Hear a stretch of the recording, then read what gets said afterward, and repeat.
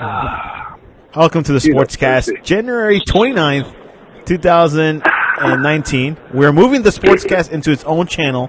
Check out the sportscast.net for all information where you can listen to the Sportscast in February, which is in 3 days. It will be no longer be on this channel, the Sleon Productions podcast. So go into the Sportscast. It's already live. Like, you can go on the YouTube channel, go on the iTunes channel, and you can subscribe there, leave a comment and review. But on February 1st, we're doing a full transition out of Sleon Productions into the Sportscast own channel, just sports only, and you'll hear more of your favorite likes. It's Super Bowl week. Rams and Patriots get ready to play each other this Sunday. Who will win? Will the youth overcome the dynasty? And to join us, to talk to us a little bit about sports, Mr. Ty Turner, welcome to the Sportscast. What's up, man? How you doing? Ty Turner, Super Bowl week. Are you looking forward to it?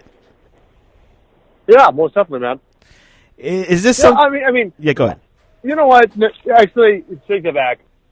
Because I just kind of quickly said most definitely without really filtering through the question. That's a big statement. I would say, you know what? Not like, honestly, no, not much. I wouldn't say I'm not that invested in the Super Bowl this year. I don't know why I said that. I guess it must have just been a habit of, like, reaction. Oh, yeah, I'm really interested. I mean, are you watching the pregame, the interviews? No. Okay. Well, you know, it's all over ESPN, obviously the NFL Network, which I don't think you watch much, or don't you? For the draft all the time, yes. Oh, yeah. Like, when it comes to draft stuff, I'm always really invested.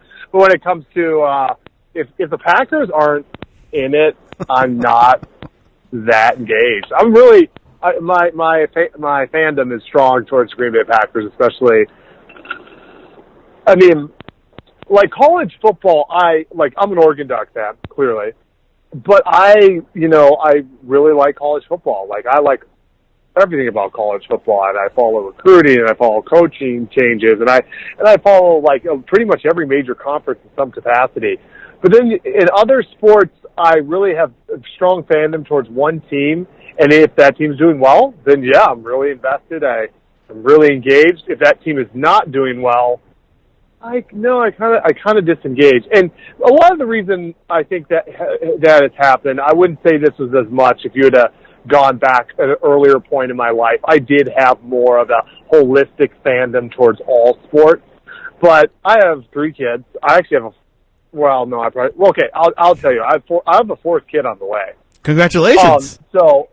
Yeah, but you don't just leave it there for now. Breaking news on the Sportscast. So, like, when you're involved with your children, and I've also been involved with a couple master's degrees, and my work, and so it just causes you to kind of have to compartmentalize what you really invest your time in. And I would say I have compartmentalized. Hopefully I can speak a little better in the near future. I can compartmentalize, and I've done that towards probably college football more so than any other sport. I do agree on that one. Did you watch the Senior Bowl? No, I didn't. No, I actually didn't. Why did you not watch it? I was probably doing something with my kids. There you go. How significant is the Senior Bowl? Is it something that, scouts are there, NFL draftees? Oh, yeah, I mean, it's another opportunity to present your talents towards scouts and show what you can do against some of the best guys at their position groups across the country. So, yeah, it's definitely a great opportunity through the practice sessions and through the game itself for people to elevate their draft stock. Maybe if they're a little more on the fence, maybe they're kind of a guy that is trying to sneak into the end of the draft, or something along those lines. So yeah, it has some importance to it, most definitely. Yeah, the North defeated the South 34-24, and I think a few quarterbacks shown. The quarterback from Buffalo, Tyree Jackson, I heard really good things about him. Yeah, I really. Okay, that's good. Yeah, and I think Jake Fromm played a little bit, but like I said, I think the quarterback. Jake Fromm didn't play. Jake Fromm's a sophomore at Georgia. Oh, my bad. Okay, I heard it wrong. I can assure you Jake Fromm did. Maybe Drew Lock is who you're talking about? Drew Lock, yes. I get confused with the two. Yeah, I think I actually did. I did hear that Drew Lock played pretty well. I did hear that. But as of right now, the two main quarterbacks is Murray and Haskins. You agree? No, I'm actually hearing Lock. Drew Lock. I don't know if it's because of his Senior Bowl performance or because maybe he's just gaining a little steam up the draft boards. But actually, I'm hearing and Daniel Jones. No, I've actually heard there's a pretty good possibility 4 guys going first round. Interesting. Do you see At least Murray? most of the mocks that I'm seeing. Do you see Murray in the top 10 yet? I have to be honest. I have not been as engaged probably as I'm going to be, so I'm going to have to look into it a little bit more. I have seen him in several first rounds, but I think the last one I saw, I think predominantly I've seen Haskins go first. Yeah. I've seen a lot with him going to the Jets. Not Jets. Giants. But I have seen some Drew Lock. I even heard some rumors that Denver was very interested in Drew Lock. And there's been always a little bit of scuttlebutt around Daniel Jones, too. Possibly, maybe if the Dolphins change their mind, possibly the Jaguars, another team maybe possibly that's looking for quarterbacks like the Redskins. And then Murray's kind of been a kind of a wild card from the draft analysis I've seen. It's like he's kind of the guy that maybe a quarterback, maybe as an athlete. I've seen him with like the Patriots. I've seen him with the Giants. I actually have seen him with the Giants. Yeah. But kind of more as like a kind of a guy that could go a couple different ways instead of just a pure quarterback. Pure quarterback, it still is Haskins and Jones or Lock. And then kind of that just athlete who can, be put in a couple different places is Kyler Murray. And I'm seeing him like in first round mocks for sure. Yeah, I'm seeing a CBS one by this guy named Ryan Wilson. I don't know if you know him. And he has Murray. Go ahead. If you're going to pull up, I'd try to pull up the best one you could. Pull up do you have Daniel Jeremiah? I'll look for it. Pull up Daniel Jeremiah. He's always been a pretty connected accurate? scout. Yeah, he's with NFL.com. Bucky Brooks is pretty solid. There's some that aren't. Mel Kiper and McShay definitely have their sources and they have some connections, but I don't know that Ryan Wilson guy. Yeah, So, he has Murray going to the Broncos at 10th. Okay. But there is one on January 18th, but a lot has changed since January 18th. I mean, Denver Jeremiah. Oh, boy. January 18th is not very long ago. Okay. I'll read it off if you want. He has. Yeah, Daniel Jeremiah is probably the most accurate one, in my opinion. He has Nick Bosa going first to the Cardinals. Yeah, I'm not surprised. I agree. And then he has Haskins going to the Giants. I agree. And I'm looking for another quarterback here. Wow, Murray is not even in the top 10. Let me find it. Yeah, that's not surprising. I'm not surprised by that at all. Yes, he has Murray on the 31st pick going to the Patriots. You know what? I think that's pretty accurate. Daniel Jeremiah is pretty good. Okay. Where does he have Daniel Jones and Drew Lock going? Daniel Jones, he has going to him to the Dolphins. At number 13? 13, yep. And who's the other Where guy? does he have Drew Lock? Drew Lock. He has him. Ooh, he doesn't have him in the first round. Interesting. Oh, he does? Okay. Yeah. Now, Lock did, he was one guy that I heard had a very good Senior Bowl performance. And I have heard since then that he maybe has moved in the first round. That's the only really thing I've heard from the Senior Bowl that has made movement with any top-end guys. Yeah. I actually heard some Drew Lock, possibly Denver, is what I heard. I don't know. That's about right with Kyler Murray. Having Kyler Murray go in the top 10, that's not going to happen. Yeah, that's what Ryan Ryan Wilson said. He's a writer for CBS Sports, but you don't know who he is. If you don't know him, it's not legit. I'm kidding. Well, I'm not going to say he's not legit. I'm not going to jump and say someone's not legit, but no, I do not know who he is. I'm just exaggerating, but I know. Okay, so just to finish off the list, he has number 1, Quinnen Williams going to the Cardinals. What do you think about that? From Alabama. With Nick Bosa? Yeah, for sure. And then Bosa over to the Niners. Not Bosa. You just said Bosa once. No, So Bosa, yeah. Quinnen Williams first goes to the Cardinals. That's this Ryan Thomas guy said. Oh, I thought you said Bosa. Oh, sorry. No. I couldn't hear you. Quinnen Williams. Oh, so No, Nick Bosa's going first. Oh, okay. Who is this guy? Is this Jeremiah or This Wilson? is Ryan Wilson from CBS Sports. This guy, don't talk to me about him. Okay, that's fine. We'll move on to the next. Give me Daniel Jeremiah, a guy who knows what the heck he's talking about. Wilson's probably very good. He probably writes worthless stuff. But sorry. I mean, everyone has Nick Bosa going first. I don't know what world he's living in. Yeah, which by the way, you're able to write down your mock draft at the sportscast.net, by the way. Awesome. So give me Jeremiah. Give me a couple of Jeremiah. Give me a couple. Well, you already did. I did, and I can't find anything lately. Maybe he's giving himself another week to think about it, but I haven't seen anything lately. But let me see. Move the Sticks. That's his Twitter name. I think you could pretty much pencil in Nick Bosa at number 1. I mean, he's been widely considered probably the top pick for ever. So he's really good. I think you can pencil him. Quentin Wilson will be up there. Josh Allen for Kentucky is going to be up there. Greedy Williams will be up there. Brevin White is going to be a guy that's drafted in the top 10. Dwayne Haskins is going to be a top 10 pick. I ultimately wonder if Dwayne Haskins ends up maybe being the number 1 pick. I could see maybe the Giants trading up. It's a quarterback. They tend to go higher than probably they should. I could see a Daniel Jones or Drew Lock going in the top 10. I do not think Kyler Murray goes in the top 10. I don't care what anyone says.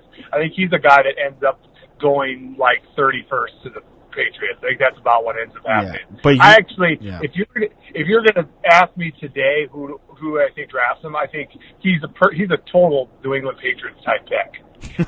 He reminds me of a Julian Edelman or a Danny Woodhood who played quarterback. Both those guys played quarterback in college. So that makes sense for Kyler Murray, honestly. Yeah, which they could convert him to a different position. He will get converted to a different position. He's not going to play quarterback in the NFL. Wow. You're here first at the Sportscast. USC hires North Texas offensive coordinator Graham Harrell to replace Cliff Kingsbury. The North Texas offensive coordinator Graham Harrell on Monday night accepted an offer to become USC's new offensive coordinator. What are your thoughts about that move? I mean, man, they're scrambling at USC. Obviously, Cliff Kingsbury left them in a tough position. Graham Harrell is a guy that played under Mike Leach. He then started his coaching career at Washington State. He's done well in his 2 years at North Texas, but that's the outlier. But the actual facts of the situation is he's only been an OC for 2 years. He's been an OC at the non-Power 5 level, and he's definitely making a step up. He's still very young. Do I think it's a decent hire? It's decent, but it's not great. I mean, it's not Cliff Kingsbury. It's not a guy who was a head coach already, a guy who was an OC at the Power 5 level. This is a guy that is still pretty young. I think he seems like a pretty sharp guy. I think he has potential. He comes from a good coaching tree, the Mike Leach, the air raid offense. But, they definitely are still taking the chance. It's definitely not a slam dunk hire. Harrell spent the past 3 seasons as offensive coordinator and quarterbacks coach at North Texas, which won 9 games in each of the past 2 seasons and produced dynamic offenses behind quarterback Mason Fine. He previously spent 2 seasons as outside receivers coach for Leach at Washington State. Washington State guy. Interesting. Well, I said that. Yeah, I know. I said that. I know. I'm sorry. Why are you saying it's interesting? I already established he was a Washington State guy. I said he played under Leach and then he coached under Leach. I'm sorry. Anyways. You literally tune out sometimes on the other end. It's so obvious. I'll say something, you're like, oh, there's a Washington State guy. So you read it. I'm like, yep, just said that. Washington State, man. Like, we'll see what happens with them in the next couple of years. No, last week I go on how Joe Salavea and Jim Mastro were hired for Oregon from Washington State, and then you 2 minutes later are like, oh, you know what? They hired Joe Salavea in 2017 and Jim Mastro in 2018. I'm like, no crap, I just said that. Does Washington State produce good coaches? Is that what I'm seeing? It's Mike Leach. Mike Leach is it's Mike Leach. Anything under Mike Leach is a good coach. Yeah, Mike Leach is a very good coach. Oh, man, it feels what did Mike Leach do at Texas before? Texas Tech before he went to Washington State. I mean, when he was at Texas Tech, he had them winning 10+ games. One year, he had them in position to possibly make the BCS game. They lost at the end, but they were at number 1 at one point. And then at Washington State, I think he's had 3 or 4 9+ win seasons in a row. Texas Tech before and after him has been crap. Washington State before him was crap. I mean, Mike Leach can really coach. Mike Leach is the man. I mean, he's an excellent coach. He's one of the better coaches in college football, and anyone who argues that is just using cognitive dissonance. But Nick Saban's better. I'm kidding. What'd you say? Never mind. In other USC news, recruit Brew McCoy is leaving USC for Texas. Yeah, he left. Yeah. Huge loss for USC. I mean, he was 5-star, consensus 5-star. Their top recruit. Big loss. McCoy was the highest-ranked recruit in the Trojans class, had an opportunity to earn playing time in his first season on campus. He announced his commitment to USC on January 5th. Days later, USC offensive coordinator Kingsbury left the program to join the Arizona Cardinals, so all that came knocking down. So, and the after effect of, in general, USC has had some of the had some serious attrition issues this season. Especially after the season. What's his name? Trayvon Sidney, and might be screwing his name up. Forgive me. He's transferring. Josh Kerbohm is transferring, another receiver. You had Bubba Bolden, who left the team mid-season. I cannot pronounce the guy's name, but he was a former 5-star defensive lineman from Maryland. He has a very difficult name to pronounce. And then, am I missing? I know they had Yakili Ross, was in mid-season. I think he left. I mean, before the season last year, they lost a couple 5-stars, and wide receiver Joseph Lewis for getting arrested for domestic violence. And I think it was robbery was the reason why former 5-star corner Jack Jones was kicked off the team. So over the last year, and there could be more, USC has some of the worst attrition in college football. And not just, Levi Jones. Levi Jones, a former top 50 4-star, transferred to North Carolina State. So it's been a lot of guys they've lost. And and then Crawford. I think his name, was it Crawford?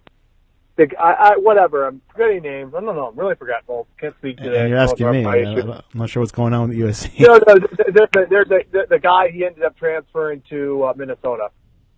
He was a wide receiver. I can't think of his name. But so they've had 4 different wide receivers, including McCoy, that have left over the last several months. Wow. So it's been some serious attrition issues with USC. USC, the team of the late 2000s under Pete Carroll, we'll see those days could be relived again in the future. What did you say? We'll see if USC can make a comeback in the future, in a few years from now, not anytime soon, I think. I hope not. I love USC being down. I just like USC more than any other school in college football, so I do not want to see them return.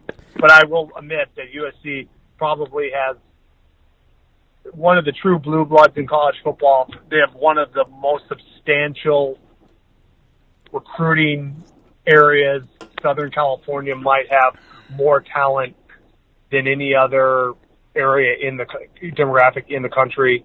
So, yeah, USC's always someone that can rise up, but I enjoy them being down. Yeah, this could be a good opportunity for Oregon to capitalize. Running back Tyson Williams leaving South Carolina after 2 seasons. What do you think about that? I have no idea. Okay. You're not following the Gamecocks as much. I did not follow that. Williams, a redshirt junior from Sumter, tweeted his thanks to South Carolina coaches and teammates, adding that he's reopening my recruitment in order to find the best fit for a final season. He's 6 foot, 219-pound tailback who started his career at North Carolina in 2015 before coming to the Gamecocks, where he has been part of the regular rotation at the tailback the past 2 seasons. He was the team's second leading rusher in 2017 with 471 yards.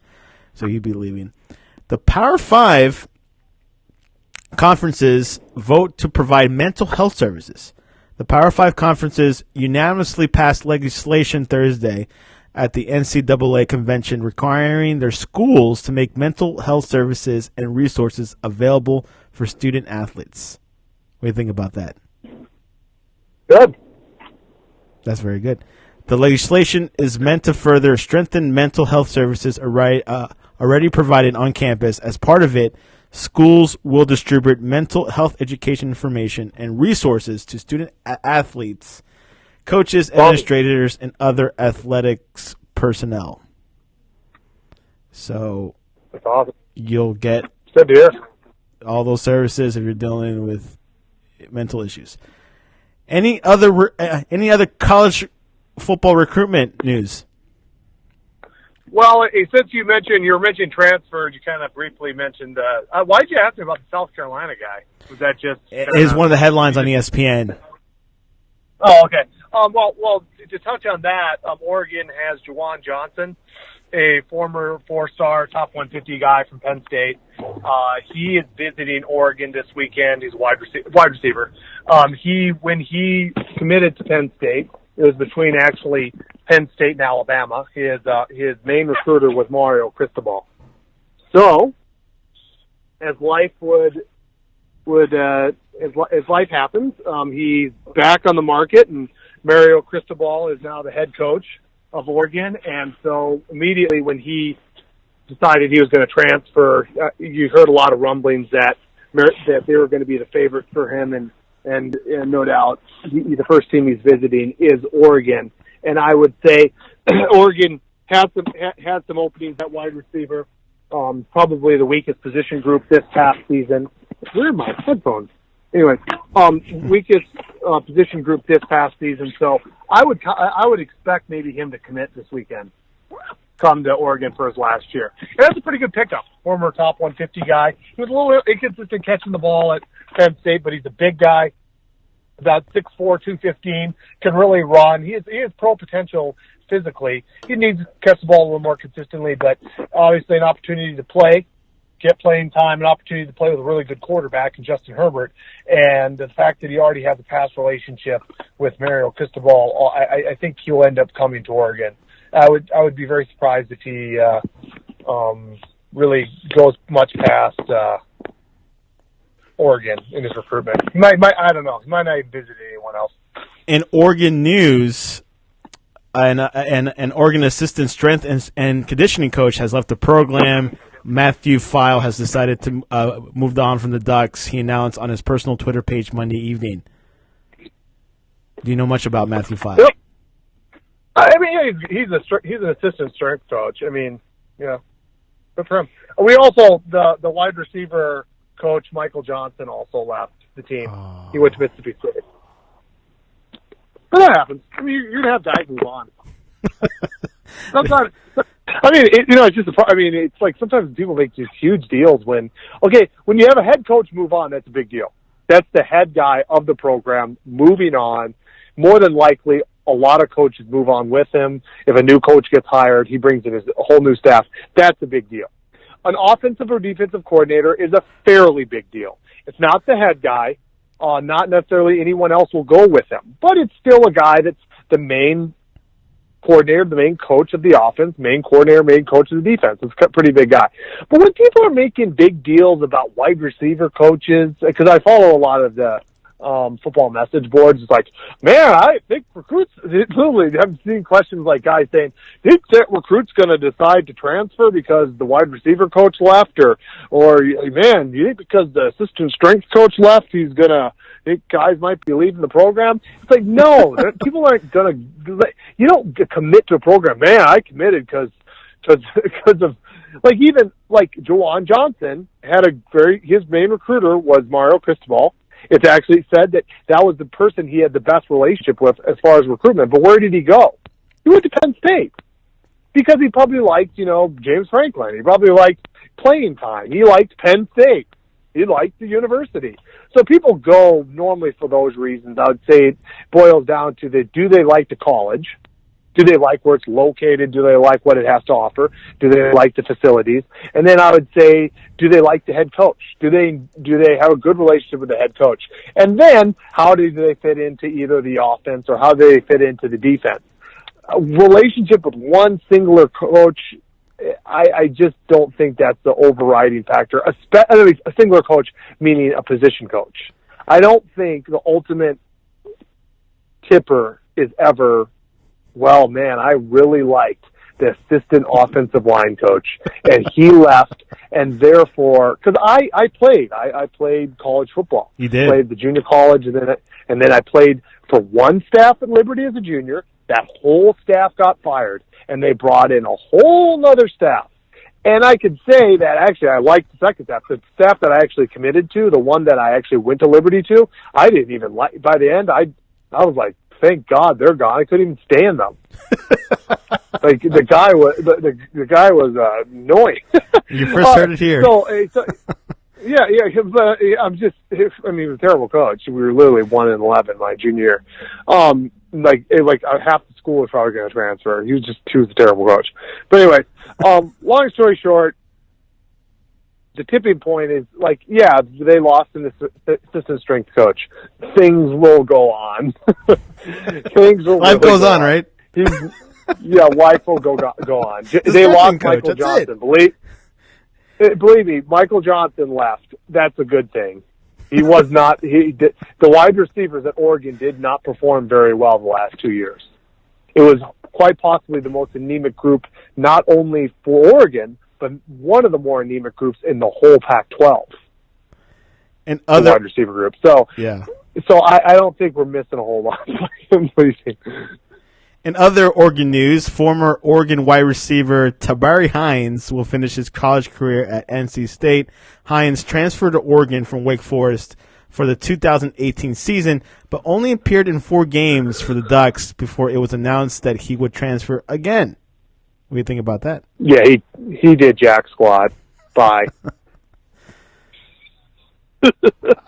He said, I'm excited about the decision. The need at receiver separated NC State. There was so much production that left from last season.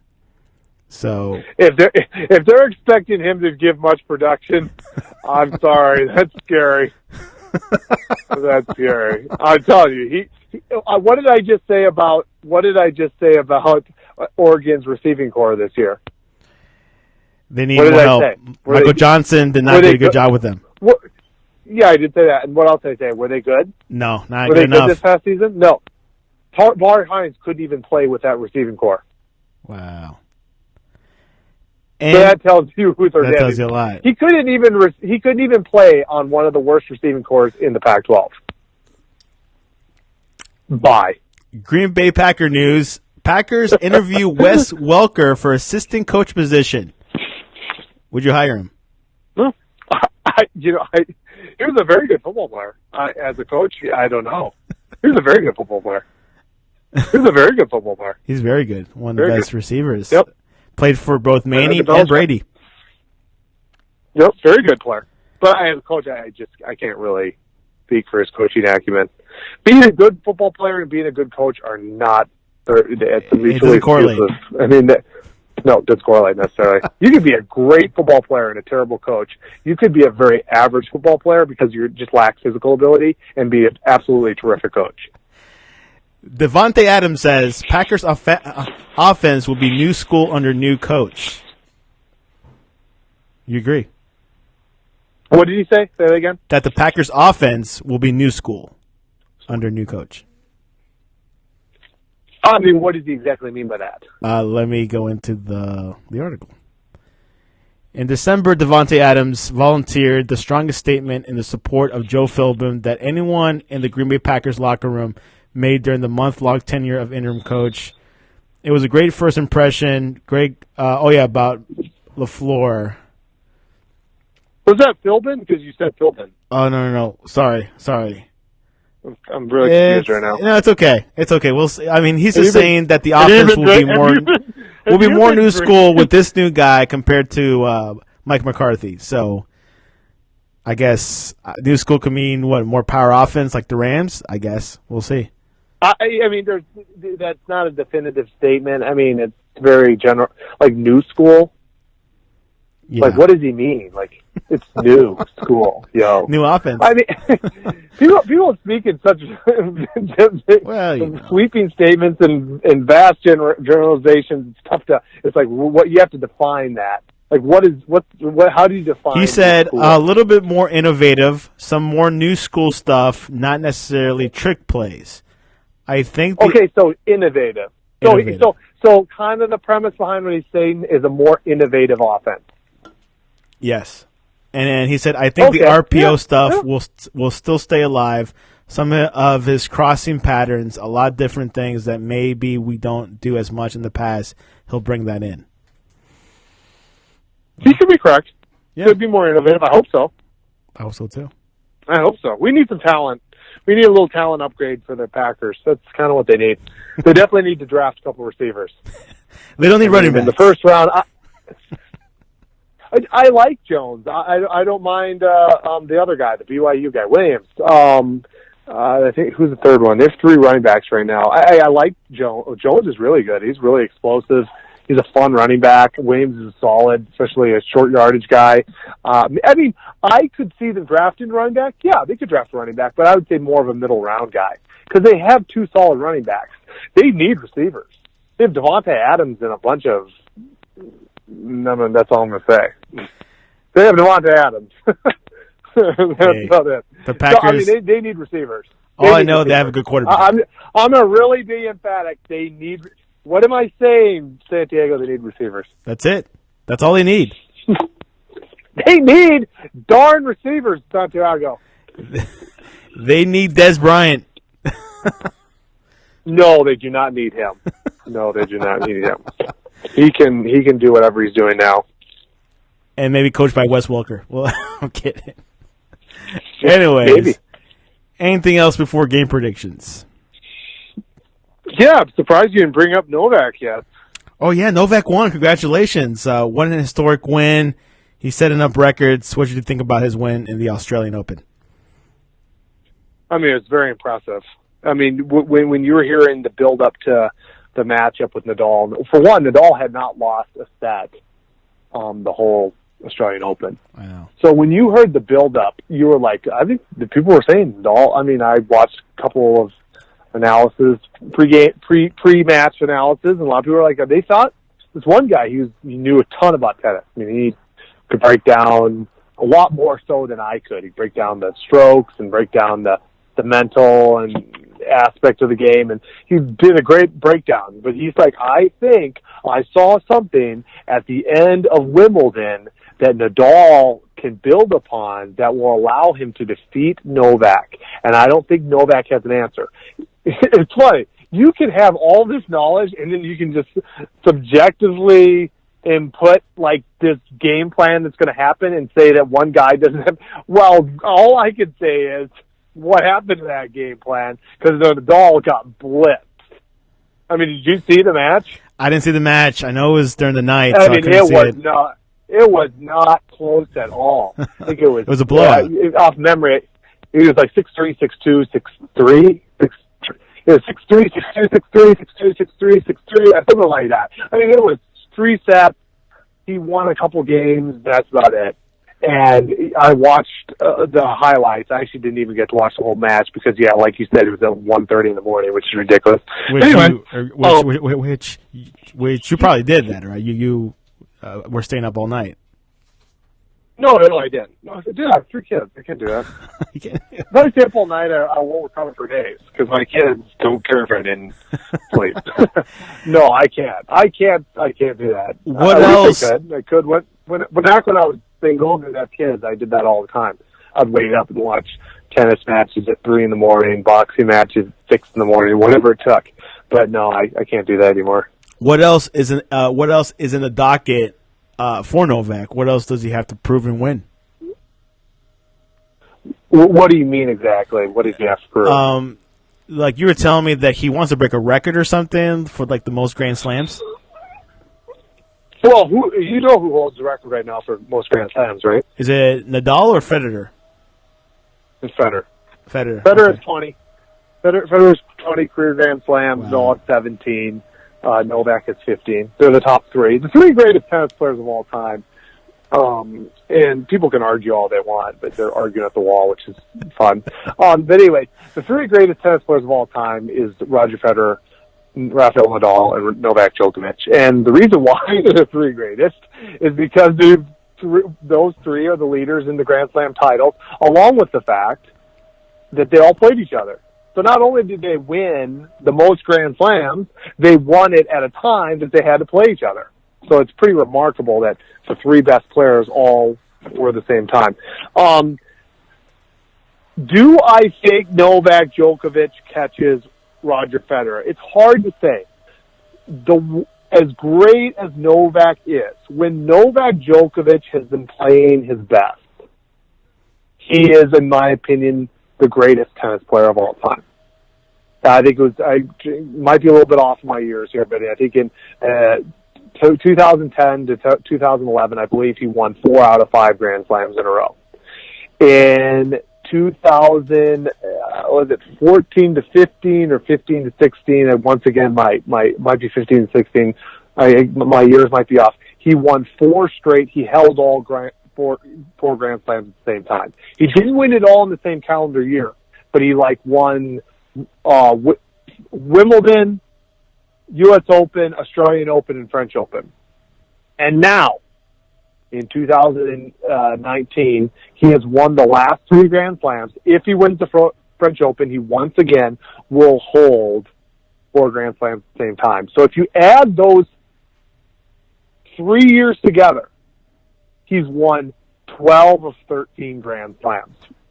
Remarkable. That's literally, you're winning all of the Grand Slams. But he had periods. 2000, I think it was 13, 14, 15, he didn't win any Grand Slams. Or he won maybe 1 in a 3-year time. And then, was it 16, 17, at the beginning of 18, he didn't win a Grand Slam. He didn't win Grand Slam for a little over 2 years.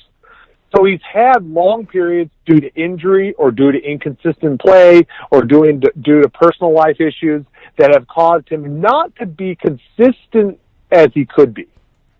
But when Novak Djokovic is really playing well, like in 2011-ish and in 2015-ish, and now again to 2019, he really is an unstoppable player. He's the greatest returner of all time. There's never been a greater returner than Novak Djokovic. He's ridiculously flexible. He can hit balls that most people just cannot hit. He makes shots that you're like, oh, there's no, what? Like, you saw him a couple times. No, he's like, oh, Nadal got, what? Nadal got that? He didn't get that point. Even Nadal's like, whoa, how did he get that? Like, he'll go ridiculously stretch out with he's super long and super flexible that it makes, when he's returning, shots that most people would just not get to, he gets to. And if you're not ready, you think, especially as the guy who's serving, you're like, oh, I got that. Oh, wait a minute. No, I don't. And by the time you're trying to recover, he already has the upper hand. So as a returner, he's the greatest returner of all time. Athletically, he might be the most athletic, I'd say maybe tennis player of all time. and Novak is simply remarkable. But he has had periods of inconsistency. Will it happen again? I don't know. If it does happen again, his time might run out. He was 31. He could be very good for 3-4 more years. But let's say he gets hurt again this summer, and then all of a sudden you see another 2-3 years where he's recovering and he doesn't quite have it mentally and he's not back from his injury, then he might never get it back and he might not be able to catch Federer. Part of what made Roger Federer so good was his consistency. Yeah. Like, Roger always just consistently has won. He's had periods where he's won a lot, but then he's had always times where he's won and just consistently kept it going. And that's why even up until last year, he was winning majors at 36 years of age. And he's been doing it for like 15 years. Novak hasn't quite proven. Novak has proven to win a lot in spurts, but at times take like a couple of years where he doesn't win at all. But if he's able to like win the Grand Slam this year, he wins all of them. He wins French, he wins Wimbledon, he wins a U.S. Open, then he would have 18 titles. And then I think you'd be looking at Novak possibly catching him within the next couple of years. I really like Federer's tennis shoes. Yeah, I'm a Novak fan. I hope Novak ends up winning the most Grand Slams of all time. I'm personally rooting for Novak. As much as I like Federer, but I love Novak. He's my favorite player of all time, and he's just his fiery spirit, and he never was as loved. He's never been as loved as Roger Federer. He never has been as loved as Rafael Nadal. I think they have a greater following. I've read a couple of really good articles on how was kind of the forgotten third guy. And but when you really look at the career of Novak Djokovic, he's just an incredible player. And when he is playing well, I just don't think there's anyone better. And one thing to really remember is he has a winning record against Roger Federer, and he has a winning record against Rafael Nadal. He leads both of them in the head-to-head. So if he ends up winning the most Grand Slams of all time, or even tying Roger Federer, but owning the head-to-heads, I would say Novak Djokovic will go down as the greatest tennis player of all time. And it's my prediction that he does end up winning about 20, 21 majors, and he will own the head-to-head over both Nadal and Federer. And I believe Novak Djokovic, when all is said and done, in a decade, when we talk about who's the greatest tennis player of all time, whether we want to admit it or not, I think we're going to say it's Novak Djokovic. There you go. Novak, Packers, and the Ducks. Those are Tyler's world in sports. I'm more a Tiger. I'm a huge Tiger fan. Tigers as in the Detroit Tigers? No, Tiger Woods. Oh, Tiger Woods. That's right. That's the golf guy. Yeah. That's right. I'm a huge Tiger Woods fan. I love Tiger Woods. Yeah, I love the Packers, and I love the Ducks. You do like the Vikings sometimes, right? No. What? One time it's like, where are you? What time the Vikings are playing? I think you said one time. Okay. Anyways. Dude, I'm a Packer fan. Packer you for life. You made that up. Now, don't try to run out of that. You need this crazy thing of being a Packer fan. Packer for life! Anyways. But yeah, and let's make a little comment, because I don't know when I'm going to be on again. Before we do a prediction on the Super Bowl that I'm really not interested in. Next Wednesday, a week from tomorrow, is the second National Signing Day. Ooh, so huge. You had the first National Signing Day, December, I think it was 19th or 21st. You're having the second National Signing Day. That's when all the teams really finish their classes. I believe you have about 25% roughly of the prospects left out there. I think when it comes to blue chippers, it's just 4 and 5 stars. I think it's only about 10 to 15% are left. But you still have some classes that are going to make some movement. And I'd say who to watch out for. You're going to ask me that. You're going to say, who do I watch out for on signing day? Yes. You might not think it. Yeah, you didn't think you're going to ask that question, but you're going to ask me it, right? So, I'm going to ask you. You just took the words out of my mouth. What's going to happen next Tuesday? Watch out for Penn State. Penn State's rolling. They're bringing a bunch of dudes in. Watch for them to flip possibly Nick Cross from Florida State safety. Watch for them to possibly flip Nestor. I forgot his first name. The guard, I think it's Jacob Nestor, the guard who's committed to Ohio State. They also are in it with Wisdom Aspro, who's a guy reclassified. I think he's a 4-star at defensive tackle. There's a couple other guys that can't remember offhand, but Penn State could end up having a very good signing day. I'd also watch for Florida. Florida is in it for defensive end George Moore, and it's between them and Georgia for Kahir Elam. Remember Elam, who played in the NFL? He was a cornerback probably about a decade ago. Jason Elam, the kicker. Yeah. No, that's kicker. Maybe I'm saying his name wrong. It's Elam, not kicker. He was a cornerback. There's only one Jason Elam. Yeah, it's not Jason Elam. Believe me, it's not him. I hope to have him on the show one day, actually. No. Oh, you do? I hope so. I'm trying to get him on. Oh, you know him personally? No, I don't. I'm just trying to get his, contact with his people, so. Oh. Nice. That'd be huge. Pimping him. Oh, no, but Kahir Elam is a terrific guy. He's a 4-star, top 50 guy, and it's between him and Georgia. Florida led for a long time, but Florida's defensive back coach went to Georgia, and I guess he had a really good relationship with him, so that made it pretty even. So watch for that. But if Florida's able to land like more, the 4-star DT and Elam, they're going to have a very good signing day. And Penn State, Washington, I hate to say it, can't stand the Huskies, but they're looking pretty good come signing day. They're favored to land Asa Turner, a 4-star athlete. They're also favored to land 4-star linebacker Daniel Hamili.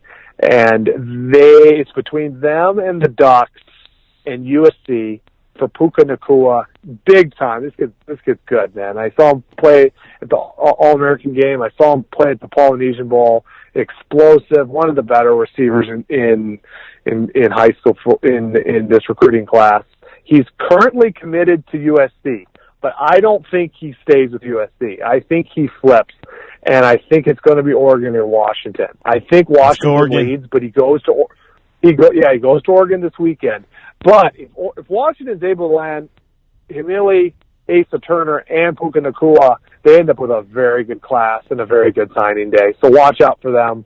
I would also watch out for Florida State. They're kind of finishing up their class.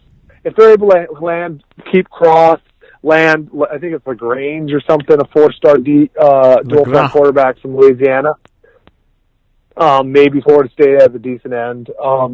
But yeah, there's some interesting storylines. You're not going to see a lot from Alabama.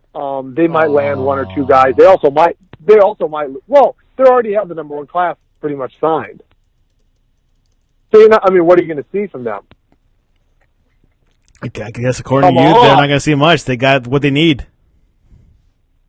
Yeah, the number 1 class. And then you got. Well, the only thing would be is if Georgia's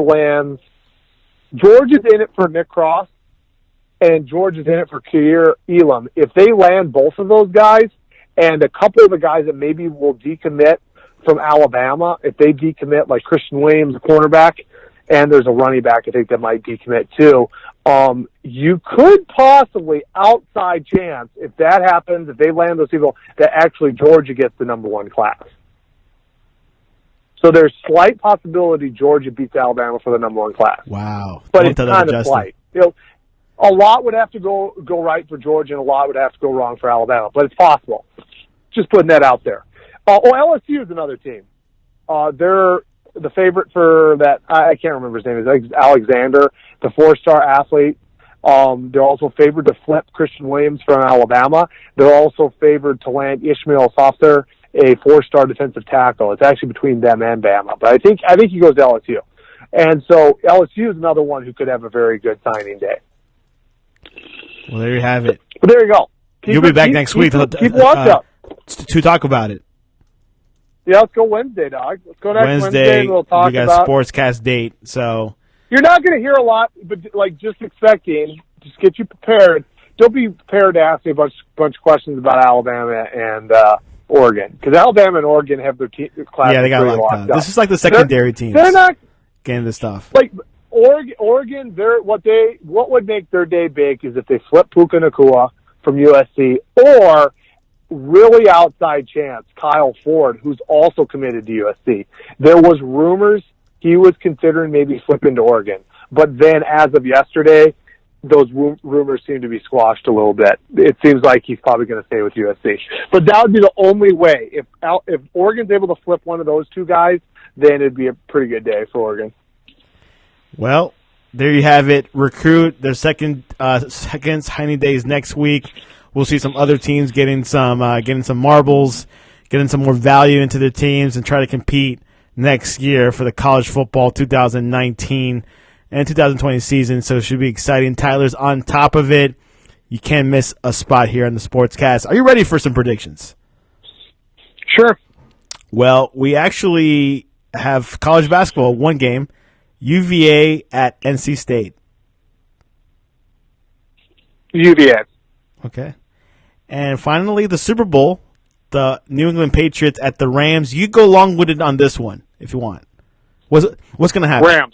Rams. Why? Rams. Why? Because they are Rams.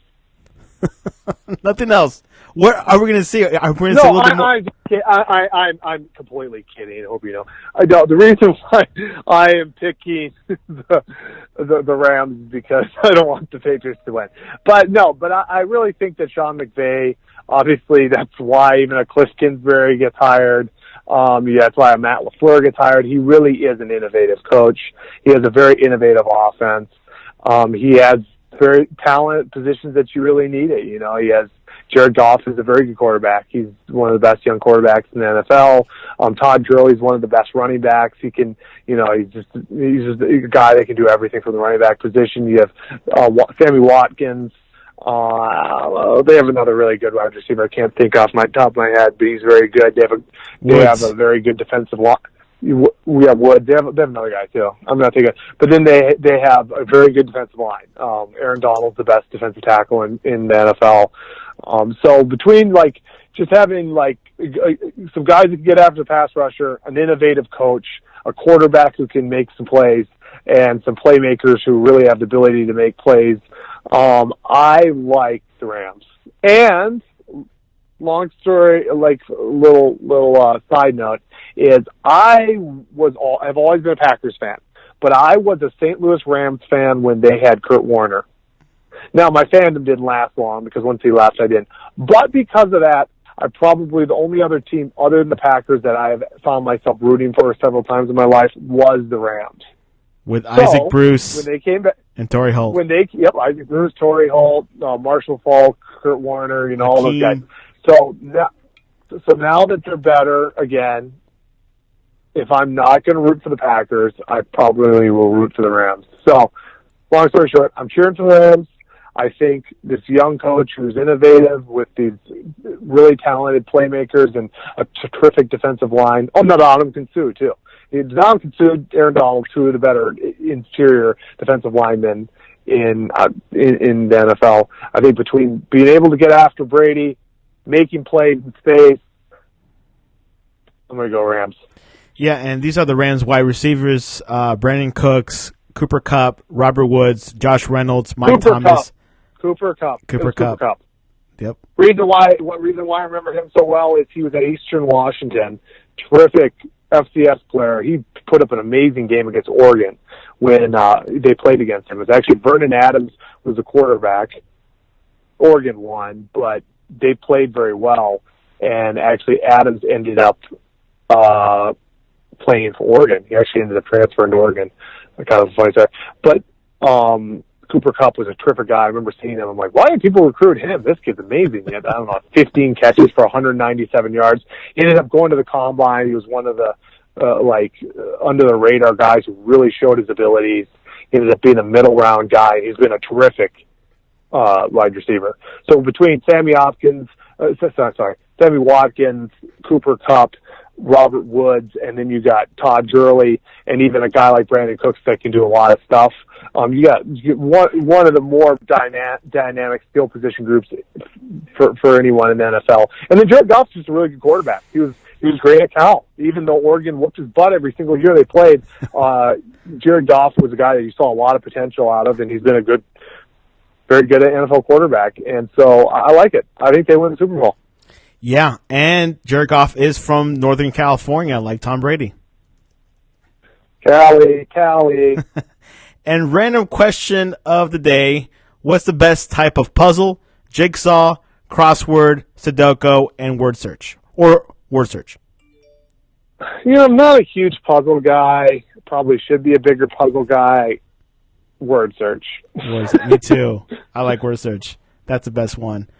Sudoku, have not gotten into it. Crossword is quite challenging. Jigsaw, I didn't play as much, but well, there you have it. Tyler, how can people reach you to talk to you about the transfer portal? Tyler Turner, MPLS, Twitter, Instagram. Follow him there. He could reply back to you and definitely talk a little bit about sports. Thesportscast.net. Follow us there. And Super Bowl week is this week. Super Bowl game is this weekend. Many of you guys are going to watch some commercials, maybe some Maroon 5, but primarily the game. We'll see if Tom Brady wins his 6th championship. Anyways, Tyler, thanks for coming on to the Sportscast. All right, thanks, dude.